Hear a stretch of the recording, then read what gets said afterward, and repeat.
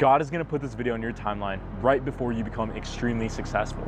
And the reason why I say that is because literally 2 years ago, the same exact thing happened to me. I had a similar video on my timeline, and it changed the way I see business, it changed the way that I see myself, and it changed the way that I see my relationship with God. And what I want you to realize is that if you're sitting here thinking that God is putting things in your way to hold you back from being successful, to hold you back from showing your family that you're capable of doing what you said that you're gonna do, and to ultimately put you down and under, then you're completely mistaken. God has a plan for you, and God will never put something negative in your life. And just because you want the Lamborghini, just because you want the success, and just because you want to be this rich kid who's doing all the things that you said that you're gonna do and that you want to do, does not mean that by God not granting that to you today, that he hates you or that he doesn't want you to be successful. For some, me included, if 2 years ago God gave me everything that I wanted, he gave me all the money in the world, he gave me the Lamborghini, he made everything that I touched turn into gold, I promise you that would be the most depressing thing ever. Why? Because the sweetness of becoming successful is proving people wrong, it's working for it, it's earning it. I heard a quote one time from Vincent van Gogh that really rang true. He said, he has dedicated his life to his art, and he has lost his mind in the process. When I sat and I thought about that, it sounded very familiar.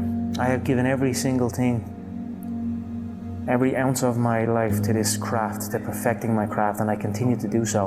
And in the process, I have lost my mind to regular society, to people who wake up at 9 a.m., who clock out at 5 p.m. They would look at me and say, I've lost my mind, but me, I have found it almost. My name is Conor McGregor. I'm a professional MMA fighter. My dream is to be world lightweight champion in the UFC, have more money than I know what to do with, and have a great life for my kids, my grandkids, everyone in my family, everyone that's come up with me. That's my dream. My dream is to be number one. Most young men, why they got into martial arts was to defend themselves. I started off really being into football. That was what my first dreams were, being a football player, and how good you were at playing football and how good you were at fighting, they were the two things where I grew up. And then maybe as I start going outside my little estate and all, conflicts start happening, and I had to kind of think to myself, I need to be able to defend myself now as well.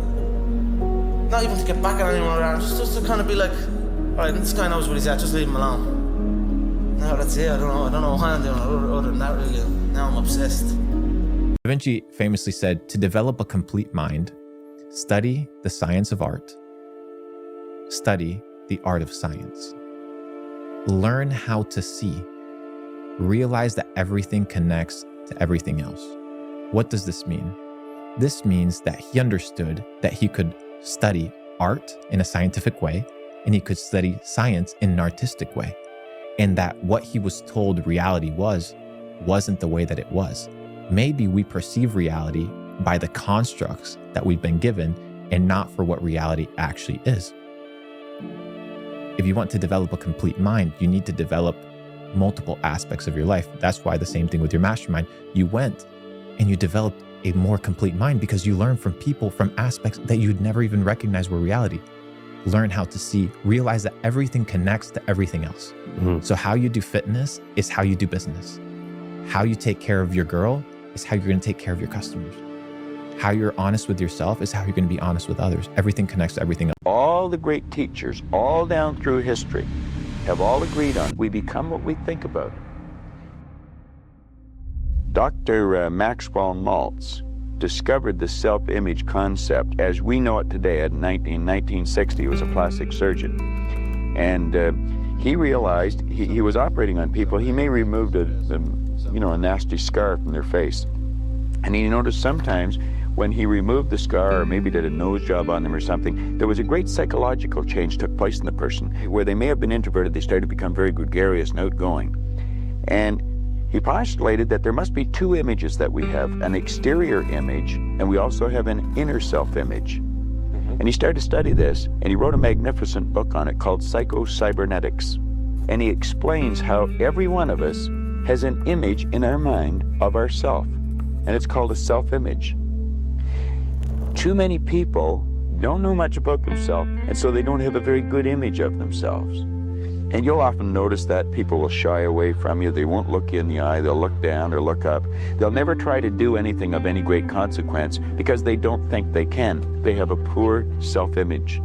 Okay. Part of that is because through school we're told about what we don't do well. We failed here, we had low grades, or that we only got 60% or whatever. Yeah.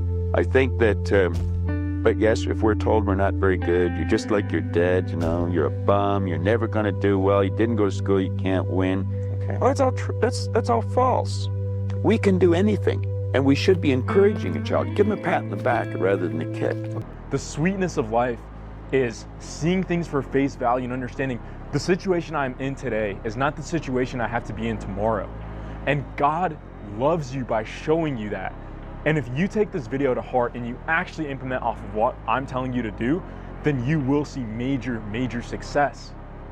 Because the only thing holding you back is the what if it doesn't work. And what I have to say to that is, what if it does? What if it does work out? What if that DM that you sent to that creator and you sign him makes you $1 million next year?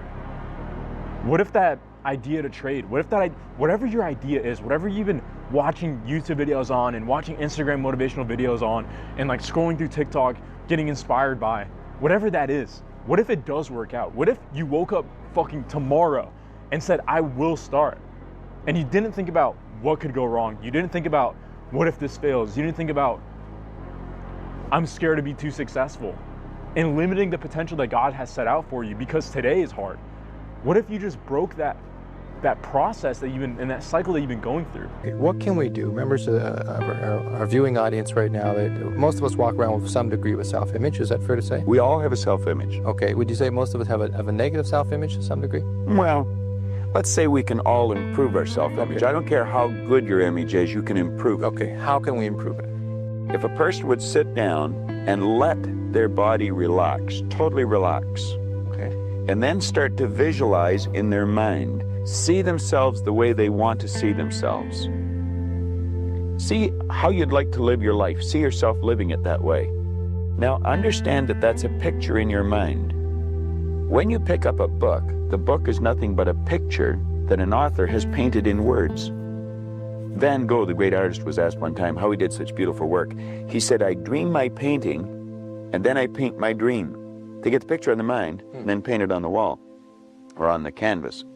Well, if we would relax and build the image in our mind of how we'd like to see ourselves, how we'd like to see ourselves acting in life, relating to other people, our social life, take that picture and describe it, write it out in the present tense.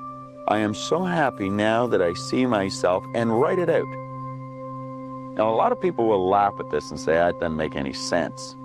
It makes a lot of sense. They can't tell you why it doesn't. I could spend hours telling you why it does, and I could explain it in such detail that everyone would understand it.